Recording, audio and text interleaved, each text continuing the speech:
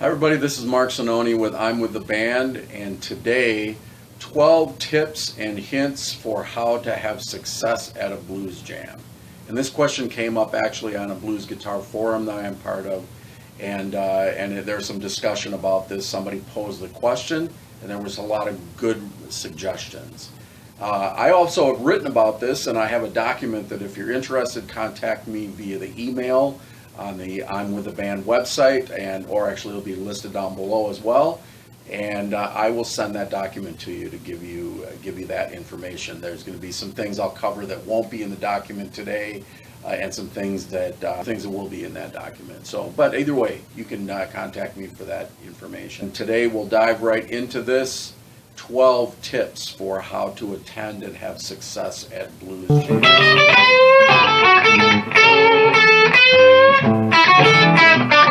Okay, tip number 1, show up prepared. And by prepared, I mean show up with your instrument. A lot of times I have put fresh strings on my instrument so that I avoid mishaps that way. And I always bring an amp. In fact, I have a little 50-watt Boss Katana sitting back here. It's a little small, basic carry and go kind of an amp where I can just kind of park wherever I need to park, because sometimes in bigger cities you've got to walk to get to where the venue is, and I come prepared that way. I've got my own cords, I've got all those sorts of things, and I sometimes even bring spares because sometimes other people forget stuff. So that is important. I don't, and also this is another key thing, and I've witnessed this as well. Don't be the prima donna that shows up demanding that you have to use your equipment in order to get your sound. Adjust. Some jams will have backlines, and they will have amps, or for various circumstances and situations, this is the way they do things. So come prepared for that. If that is a problem and you can't play, if you don't have exactly the right equipment and the right sound, then maybe being at home doing a little bit of practicing and woodshedding is probably what you should be doing, and not coming out to hang out at a jam session. So that's number 1. Number 2 is to get there early. And there's a number of reasons why you get there early. A jam session is very often the heart of a music scene. And this is, if you want to become a part of that music scene and develop those relationships, those are the things that you do. You show up ready and willing to help, and also spend time meeting some of the other people, meeting other musicians, meeting the bartenders, which are an important part of any venue this way. Also spent time with the owner and gotten to know the owner of particular clubs, and those connections are invaluable. I have gotten gigs. I've gotten gigs with other bands. I've also gotten gigs at venues that with my band. So come and hang out that way, and amazing things happen. Number 3 is kind of related to that. It's related to this reality of community. Show up to connect and meet. Show up with no expectation, actually. In fact, very often I walk into these jam sessions, especially if I've never been there before, or if I've been in a new city, and I go with no expectation of even playing. My top priority actually is to meet people, and lo and behold, generally this is what happens: is you meet people, you find out a whole lot of different things. What's the kind of music that is typically played? I know I'm talking about blues jams, but what do people generally do? And are there some songs that I might have to be prepared to play that other people like to play? Are there any rules about the jam? Those are every single jam session has its own setup. There may be also a sign-up sheet, so getting there early means that you're able to sign up. But I think the biggest thing is getting there early enough to meet people. That is vital. Blues is an art form, and I've said this many times. Blues is an art form that is best passed on person to person. And at these sessions like this is sometimes where you meet potential mentors. people that can guide you and help you, and especially if you're starting out in this world, they can really give you the keys to the kingdom, so to speak. And you meet those people at these events like this. Number 4 is to be open. There's a lot of things that can happen at jam sessions, and sometimes sessions are run in various ways. Sometimes they will have special guests. There's a whole format to how things go. It could be that the host band or the host individual might have a game plan for that particular day because of a band that might be in the city that where they know that a special guest may be showing up and they are going to be featured. So be open to whatever. I mentioned this earlier before, but I want to emphasize this now, that I don't walk in with expectations that I am necessarily going to play. I come prepared to do it, but I also don't assume things. And this is one of the key things. Showing up as the prima donna that is demanding that you're the greatest musician in the place, which could be true, but one of the things that will turn people off immediately is somebody with a big attitude and a big ego showing up and sort of demanding that things be their way. That's almost a guarantee that if it's my jam session that I'm hosting, that would be a guarantee pretty much that I'm not going to make you a priority, so I just feel like that needs to be said. And then number 5. So we come to number 5. If you do get an opportunity to play, be friendly, be adaptable, and also immediately, be laying back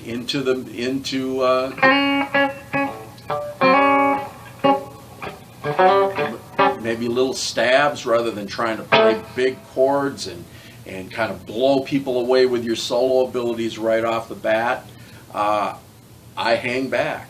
I want to see what other people are doing, and I want to kind of get the lay of the land. How can I lock in with the drummer? So let me also clarify that a jam session is that, and that collaboration is 99% of what happens there. It is not about you coming in to show off and blow people away. That has happened. It is also an opportunity for people that can play to shine, and that's largely how I've gotten gigs. Is if somebody has given me the nod and said take a solo, I have. But also there are other things that are important there. So taking that time to do that, and there is a whole thing about this universal language of the blues, but I've got to sort of hang out and hang back and watch and see what that language is in that particular place, because everybody speaks a little bit differently. So that is number 5. If you get a chance, lay back. Number 6, watch your volume. That is the number 1 complaint, and the number 1 thing that I have heard from people. Somebody shows up and they are loaded for bear and they crank it up because it's so important that everybody hears exactly what you're doing, and you're not conscious of the overall. That comes with from number 5, really. If you were laying back and sort of figuring out what's going on, you're going to gain some sense about what the overall volume of the collaboration is. What is that? Is it a very low-key jam session, or is it a little bit more up tempo with people hitting a little harder? And maybe that has to do with the size of the stage. I've been in all of them. I've been in very tight little bars where having an amp that is cranked on 10 would just not fit. It's important that you're heard, but there is a moderating factor. Don't be that guy that comes in, or girl that comes in expecting that that you are going to command the stage just by volume alone. It just doesn't work. Number 7, and this is something that I probably will spend time on in another video, and spend some time on just really focusing on this. But learn, so this would be my number 7, learn and adhere to the basic rules of being in a blues band. And what are those basic rules? So one of the things that I was taught early on was that whoever is at the microphone, unless it is generally understood that it is some other person in the band who is not at singing, that person generally, and it is the person at the microphone, is the master of ceremonies.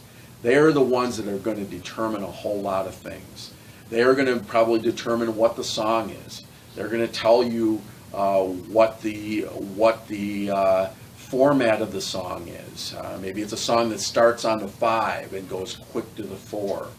You need to understand what that is. One of the rules of playing in a blues band is you need to learn to play by numbers. Understand the language that musicians playing in this genre generally speak in, and it is things like that.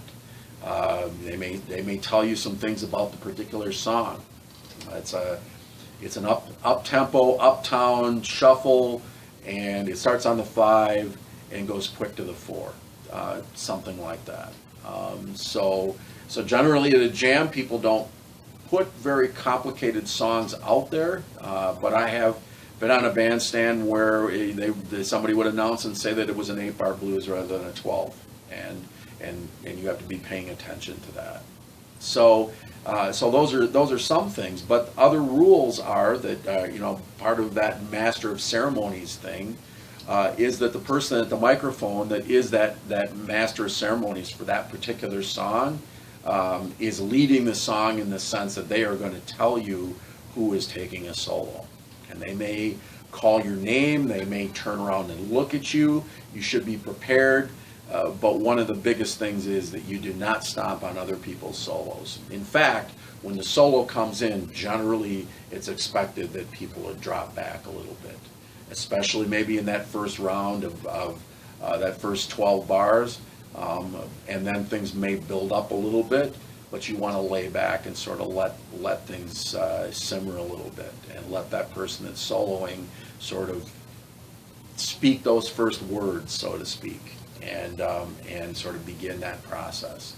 Don't expect also that you are going to do more than one time around on a solo.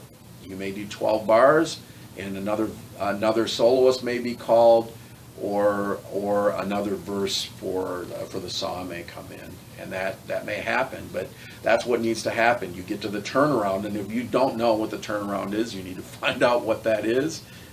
It's a key part of blues structure.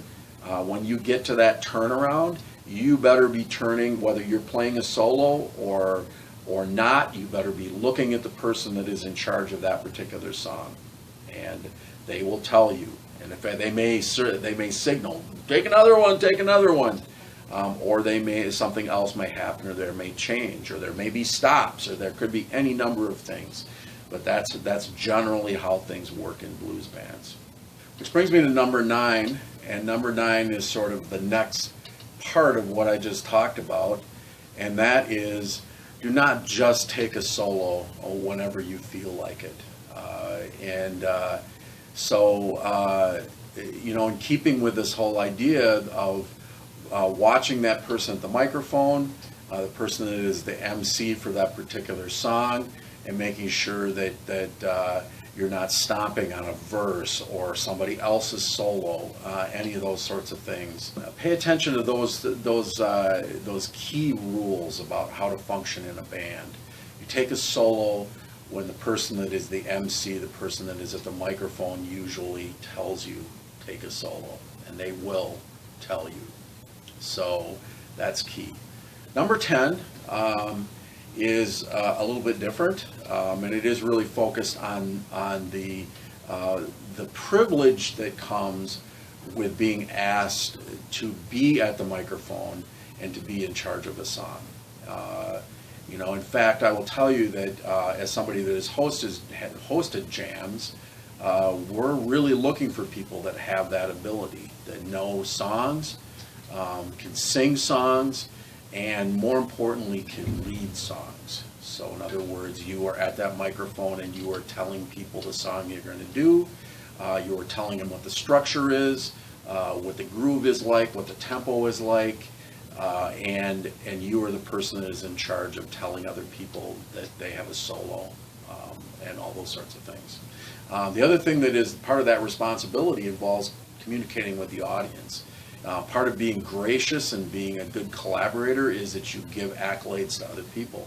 And when somebody else takes a solo, as things sort of back off, you know, before you maybe begin to sing a verse, you tell everybody in the audience, wow, that was that, you know, put your hands together for such and such here who just played an amazing solo there.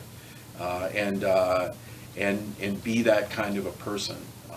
That is one of the hallmarks of a really, really good band leader in a blues band. They do that, and also the hallmark of a really, really good song leader at a jam session, that you know how to do those things.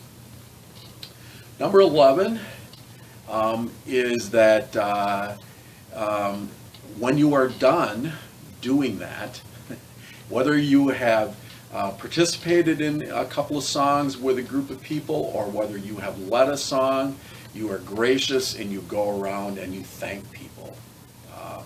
Again, this is a community kind of thing. You know, go over to people and say, hey man, that was a great solo, really great playing with you, thanks so much, and be a gracious participant. Those things really go a long way towards cementing your relationships in a community of musicians. And so it's something that's really important in my mind. And number 12 is related to that. Number 12 is that you hang out after everything is done. So hanging out, and even if that is out in the parking lot and having a conversation with the owner or other musicians and helping to pack up and all those things. Don't be the guy that just shows up early, does your thing, and then heads out the door. Be part of that community. It is really important. And I will tell you also that those are the times when I have gotten opportunities. I have been invited back. I have gotten gigs, opportunities to play with other people, and opportunities for my band to play gigs. So hang out after this is all said and done. And so lastly, I'm going to bring two little rules in here too that I think are really important and just kind of rules of life for me. But they're related here, and I think they're really important. The first one is that I don't go where I'm not invited. So in other words, I don't bug people to get up and play. And this is true whether it's at a jam session or whether it is going out to see a friend's band or another band. I'm not that one of those people that comes up and says, hey, you know, I'm a harmonica player or a guitar player, can I sit in? And this is partly from bad experiences that I have had. It is just one of my huge pet peeves. And I know that it is a pet peeve of many other people. In keeping with everything that I have talked about, you know, laying back and being a part of goes a long, long ways. And I can tell you that the people that do that are the ones that get the opportunities the most. And now, in keeping with number 1 in this list, I go prepared. I am prepared to play. So I may have my guitar or my amp and my harmonicas in the car, and if asked, a lot of times I'll play. But I do not bug people about doing that. It's just a rule of life for me. It's something that I talk to people that I coach and teach. Don't be that person. So, lastly, be quietly confident and kind. That goes a long way in this industry. There are a lot of prima donnas in this industry, and really nobody wants to play with them. What people want is they want good people around them, whether it's in your bands or people that you're hanging out with at jam sessions. So be confident. It is possible to be confident and to come into a place knowing that you are capable. But nobody likes braggarts, and nobody likes people that sort of play that game of one-upmanship, or all those, or even to worse, putting other people down. That kills music communities and jam sessions. So be supportive, be kind and courteous, and all things will be good. So go ye to your jam sessions and have fun. So lastly, again, check out our website, imwiththeband.org with hyphens. So the link will be down in the description below. And hang out, make sure you hit that bell a couple times there so that you stay connected to us and get other future videos, and much more to come. Thanks so much.